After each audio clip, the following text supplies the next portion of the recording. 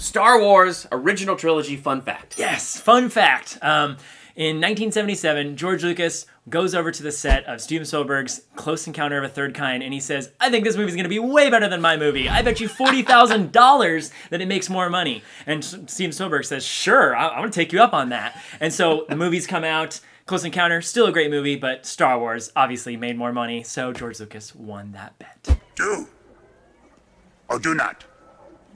There is no try.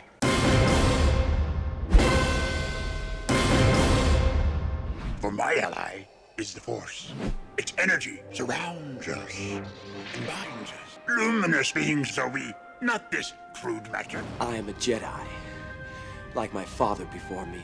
Welcome to Durbania. I'm Durbin. I'm Kingsley. And Kingsley is a good friend of mine here to review the Star Wars trilogies with me. We're doing trilogy reviews. So what we're doing is we're taking a whole trilogy, like it's one solid story, and reviewing that beginning to end. So I'm excited to dive into this. You can check out our prequel trilogy review by clicking that link that's going to pop up somewhere here on the screen, and you could just click that and check out that one. Right now, we're diving into the original trilogy as we build our way to the final Skywalker saga film. So, sweet. I'm going to give the original Star Wars trilogy an A+. Oh, absolutely. I'm going to agree with Chris. I'm going to say A+. I mean, yes. How many people who are alive right now can say that those are like their favorite movies? Oh my Probably God. A lot of people. If you have not seen the original 4, 5, and 6 Star Wars trilogy, like, what are you, living under a rock? Like, what is going on here? Everybody, like, on planet Earth, this is a generational love. People love Star Wars. Oh, they do. It's huge. I mean, everybody, and it's so good for every generation. They just absolutely love it. So many fans, right?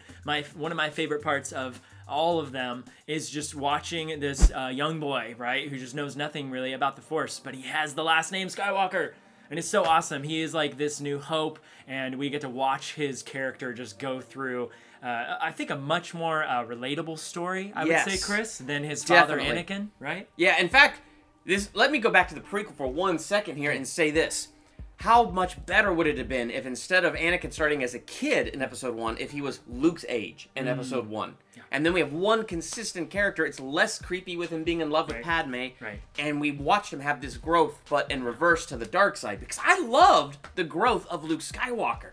Now, before I get too much into that, because I will really get into that in just a second, one of the things that's so cool about Star Wars, especially when it came out, and the reason it's just stayed in our mind for so long, is it brought something totally original and unique to the sci-fi genre. I mean, it didn't just give us something cool like these Jedis who have laser swords, which is really cool. But they are a combination of Merlin and knights. You take the two of those things and you put them together, and now you've got it. So it added this mysterious, mystical nature, and you were telling me something earlier about George Lucas's idea behind that and why he did that I thought was so interesting. Absolutely. So George Lucas, he creates the Force, right? Yeah. So he makes the Force, he introduces it in 4, 5, and 6. It's this thing that is all around you, it surrounds you, it's inside of you, it's the light. Remember, a Jedi can feel the Force flowing through him. You mean it controls your actions? Partially, but it also obeys your command. So back in 1997, when George Lucas was asked, why did he create the Force, anything like that, his response is basically, I made the Force because it's a mysterious thing. I made it less about, I made it less to relate to God, and I made it more to kind of stimulate the mystery in young people. Yeah. Which I thought was a really interesting quote. Now, he's the creator. All of this Star Wars stuff came from his head, so he has an amazing imagination. And so I think it's important to take from the creator of it and see what he what he thought about it. And so he made it about more of a mystery, because it is kind of mysterious. You can't really see it, but you see Luke kind of gaining Force powers and doing certain things. A lightsaber, which is the Jedi sword, right? I see you have constructed a new lightsaber.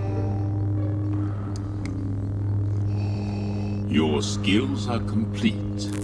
We get introduced to two really cool characters, Chris. C-3PO and R2-D2. They really get to come out alive in these movies, and they're comedic relief. No, I don't think he likes you at all. No, I don't like you either. Here's the They're funny. hilarious. Let me ask you what you think about this.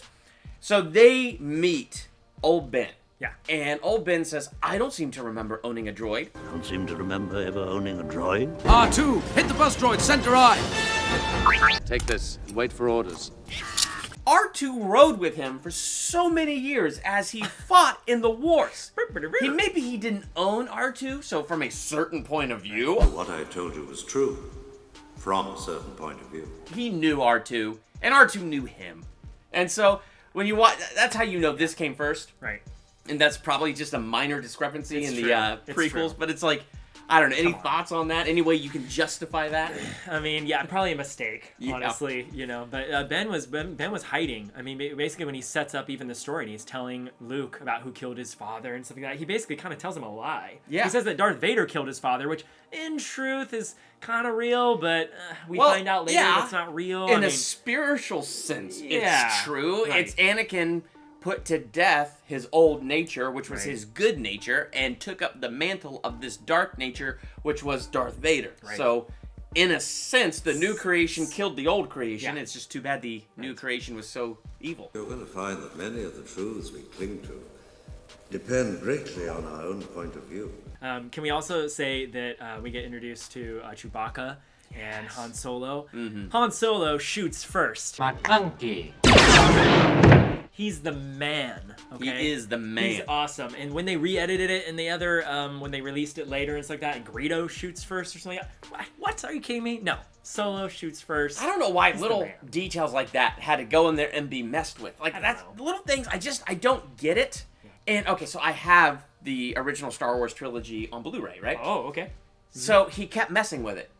And so here's where I don't know if you've seen the Blu-rays of the Yeah. original trilogy. And I've seen the VHSs where they're Okay, unedited. so let's look at the VHSs for a second. When Luke is being tortured by the Emperor, what's so compelling is when Vader looks from the Emperor to Luke, back to the Emperor, and then picks him up. But there's no expression because he's wearing a helmet. He has no lines, yet you feel what he's feeling, and then he picks up the Emperor. Right. Then, on the Blu-ray, he looks at Luke, he looks at the Emperor, and goes, "No."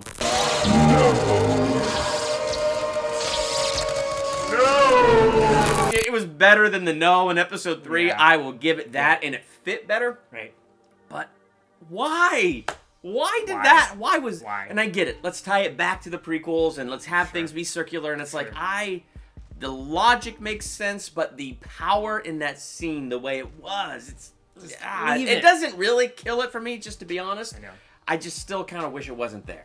Yeah, I agree with you. I think Star Wars fans are so like true to the originality of Star Wars, the authenticness to Star Wars. You know, they remember seeing it as little kids. Yeah. Right before we were even born. Right. Like, you know, so maybe our brothers and sisters, our parents saw it in the theaters and stuff. They love the original story, and it is changed over time and whatnot. But the originals are the best. They're still good for right now. They're It's they're so amazing. weird because, yes, it can help to spruce up the effects to make it look a little bit better, but you don't need it because the need it. story is so timeless. I mean, let's take a look at Luke. And if you take the trilogy as one long story, what an amazing character arc Luke has. Because he starts as a whiny kid who just wants power converters. But I was going into Toshi Station to pick up some power converters. You can waste time with your friends when your chores are done. But even by the end of episode 4, he's able to take out the Death Star because he's learning to be in touch with the Force and even had enough faith to put aside the targeting system to shoot this tiny hole the size of a womp rat. Right. And that's powerful. You get into episode 5 where he's learning from Yoda and digs deeper into it, finds out that his enemy is actually his biological father and he's been lied to.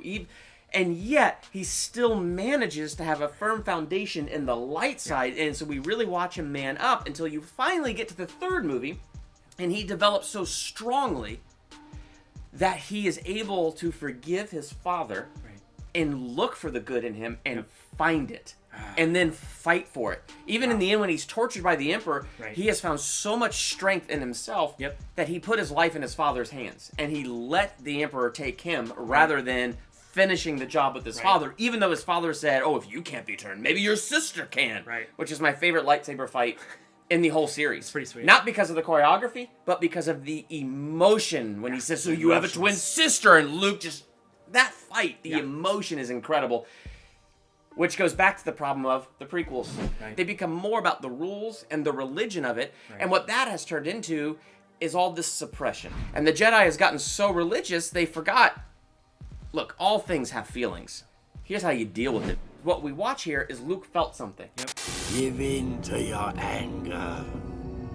With each passing moment, you make yourself more my servant. Even when he felt it and he came out against Vader in anger, you watch him pull himself together.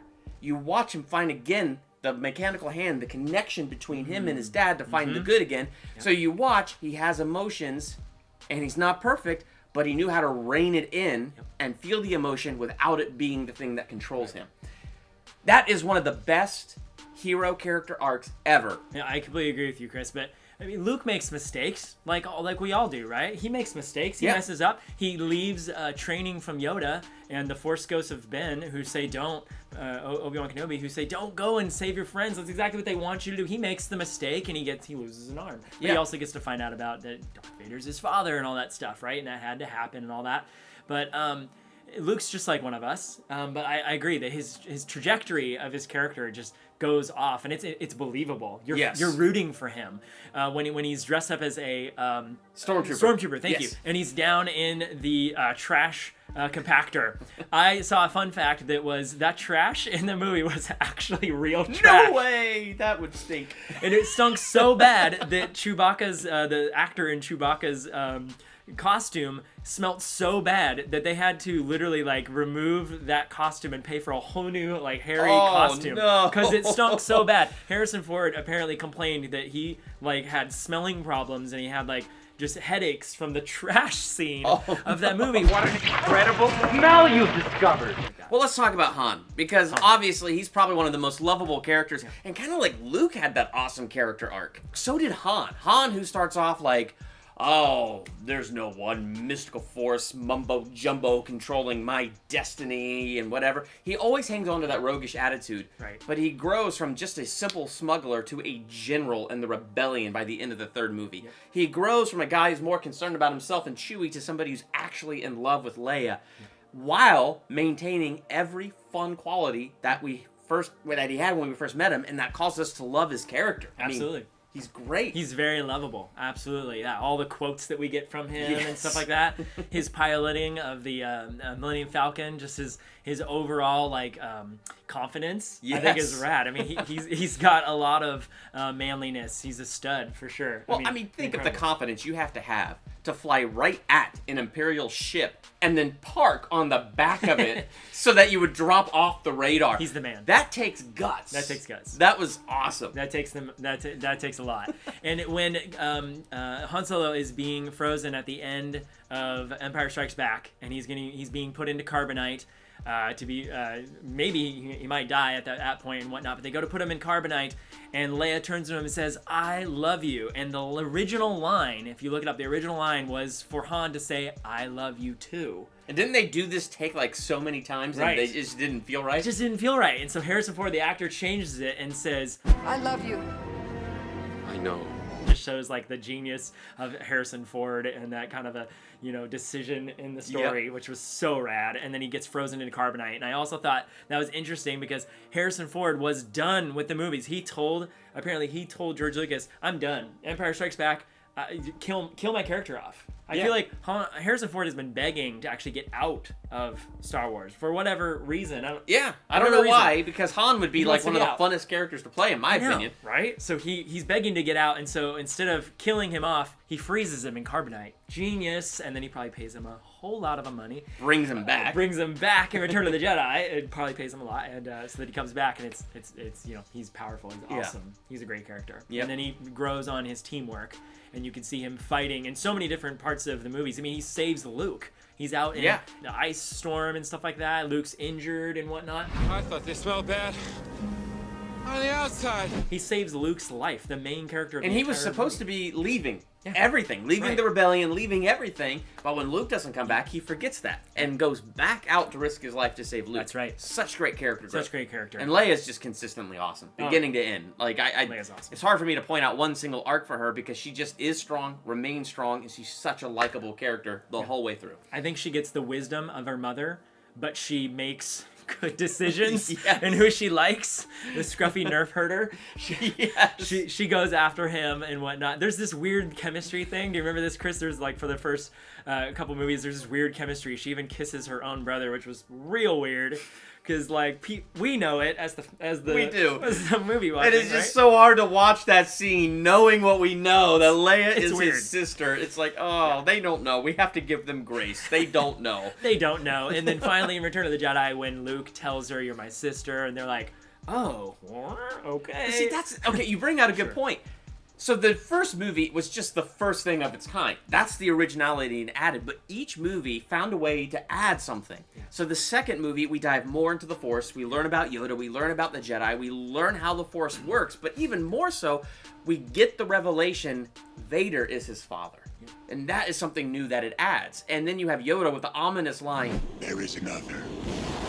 I mean, it leaves you hanging, wanting more. Right. And then Episode 6 gives you the satisfaction of knowing that Leia is the other Skywalker and is Luke's sister. That's right. And, you know, I just like the depths that each movie takes. Like, it builds this mythology. It goes deeper into the mythology. I just feel like each movie moved fast, unlike the prequels where the first one's really boring, the second one's really whiny, and the third one's really good. This one is very consistent from the first movie all the way to the last. It moves at a good pace. Right.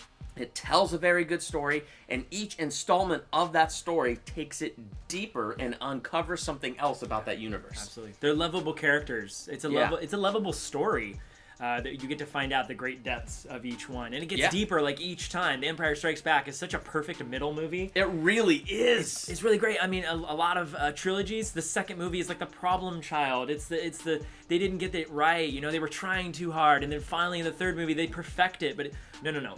4, 5, and 6, Empire Strikes Back was, like, honestly, probably one of the best ones. Yeah, for sure. Excellent movie, and they really capitalized on their ideas, where they were at in the time. It was back in the 80s when they were making this movie. Yep. And it's an overall incredible movie. I love the Luke and Yoda training. Yeah. Because the whole philosophy, to me, it becomes the very heart of Star Wars. And one of the lines that to me is the heart of Star Wars is where Yoda basically says, luminous beings are we, not this crude matter. Mm-hmm. Because what we're seeing is Luke keeps putting limits on himself, on all these limitations, and that's what he's seeing, though. He's seeing the crude matter. Like, he looks at his X-Wing in the swamp, and he sees the crude matter, so it's impossible to move it out of there. Master, moving stones around is one thing. This is totally different. No different.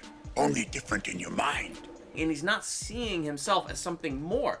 And it's like, we are made in God's image. Like in Genesis chapter 1, it makes that clear that when he made us, we are made in his image. And with him, nothing is impossible.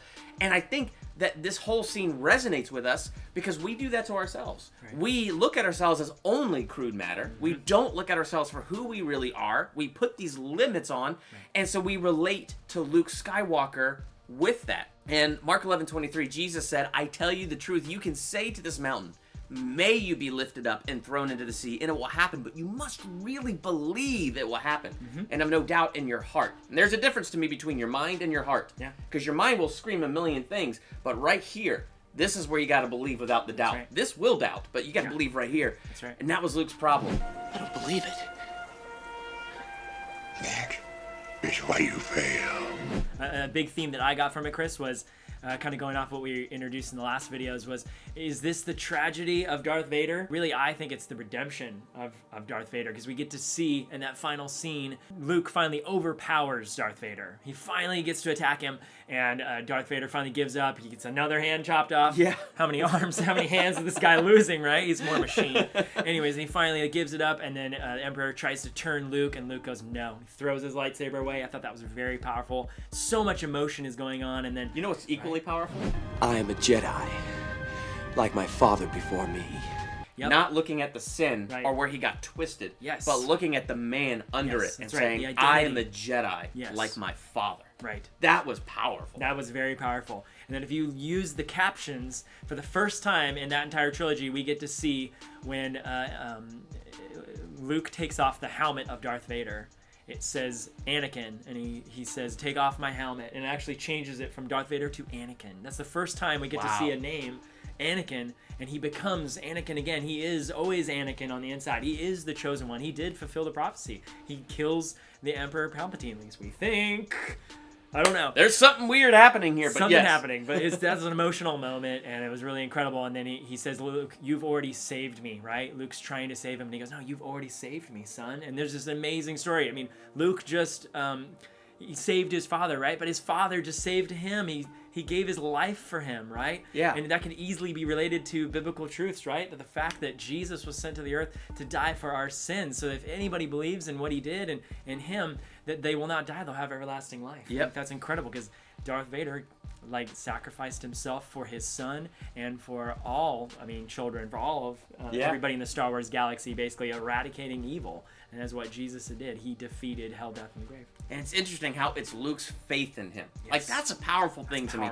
That Luke let himself be hit by Force lightning, totally putting himself in his father's hands. Yeah. He just left it up to his father to make this final choice and forgot about his own life and just let the Emperor hit him with that Force lightning until his father made that choice, playing chicken with the dark side of his father there. Like, playing chicken like, I am betting on you, father. I am betting you're going to be Anakin. You're going to choose the Skywalker name versus the Vader name. And so that was really cool. That was really cool. I think that because Luke was doing that and showing his father that that's possible, that you can have emotion. Yes! You can have emotion, but you don't have to act on that emotion and turn to the dark side. You can stay right in the middle. And so I think that is... You have the far-off Jedi, right, who are way too religious, don't feel anything. You have the far-off Sith side of it. Wait, hold on. It's not that they don't feel anything. They just suppress everything that they feel, so it comes out in the most wild ways. It's awkward, really. Yes. I mean, it's weird how they have to act. They're kind of robotic. Yes. That's why they build clones and different things like that, right? Both sides actually build an entire army of people. But anyways, right in the middle, I think that middle lane is what Luke finally captures at the end of Return of the Jedi, is that he's in the middle. He can't be turned to either side. He remains in the middle. And I think Luke really starts to develop the light side of the Force while being able to access his emotion. Yeah, he walks the road. Instead of falling off in the ditch on the left or the ditch on the right, he walks on the road and has the firm foundation of the Word while following the leading of the Spirit. You were right about me. Tell your sister you were right. One of my favorite scenes and favorite pictures in the movie is when he's on Dagobah. And he goes into the dark side cave. Yes. And he faces Vader. But it's not just because he faces Vader in that scene. And it is it's the Force calling out to him. Vader is your dad. Right. This is a slippery slope. You could follow him down the same path. Like, the Force is calling out to him. But the biggest thing to me is, did he see Vader because, the Force was talking to him? Or because of what Yoda said? What's in there? Only what you take with you. And what did Luke do? Put on his weapons. And Yoda said, you won't need that. But he kept them. Yeah. So he took that with him into the cave, and that's what appeared. And it's the imagery in that scene is incredible. But that same verse where Jesus is saying you can move the mountains, he says, when you stand praying, forgive anybody you have anything against. And you can just see, he took that unforgiveness with him into the cave, and that's what he faced. Right. And so by the end of it, he learned to let that go. And so it's such powerful lessons throughout all the Star Wars trilogy. Absolutely. One more thing that I think is incredible, because Ewoks, I think, are very... I was literally just going to talk about Ewoks. Seriously? Yeah. Go first. Okay. Ewoks, these cool little furry creatures, right? These little teddy bears. They're called Ewoks, but wait, did you know that Ewoks are never mentioned? They never mention the name Ewoks. Interesting. But they're titled that, right? Oh, in the credits, it says Ewoks. They're never called Ewoks. Never That's once not in the there. movie. And so I was like, why were they called that? How is that even possible? How did we miss this? Ewoks, so when I looked it up, Chris, Ewoks were taken from a native Indian tribe that were native to the forest up in the Redwoods where George Lucas was filming that movie. Interesting. And they were called the Miwoks. And so then he decided to name them Ewoks. Interesting. It's never mentioned in the movie and whatnot, but that's where we get the name Ewoks for an entire character. That's really fascinating. I didn't know that at all. Yeah. I was just going to say, I love the Ewoks. That was what he was saying. It's funny, though, because, everybody gets mad they took down this empire. But, see, it depends on your perspective, your point of view, if you will, when you're watching it. Because I think back to the verse that says, God uses the foolish things of the world to shame the wise, the weak things to shame the strong. And here are these proud clone army stormtroopers trained for everything except these native teddy bears that live in this woods.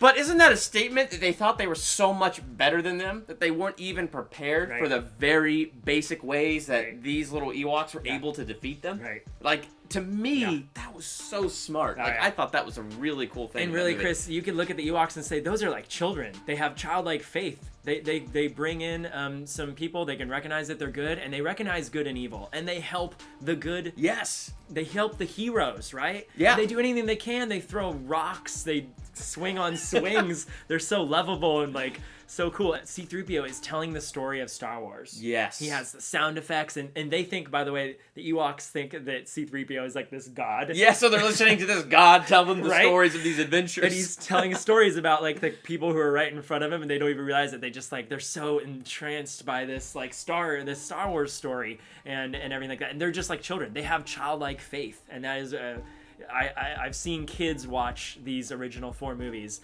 The pastor of my church, of our church, he showed 4, 5, and 6 to his kids recently, and they're just like in awe. They're just like, this is so awesome. It is. It's so rad. Even though it was made a long time ago, it's so relevant. It's so great. We have so much advancement in technology and all that stuff, but these original movies were so great, and they had a lot of great stories. They had a lot of great biblical truths that you could pull out of them, and I just love them.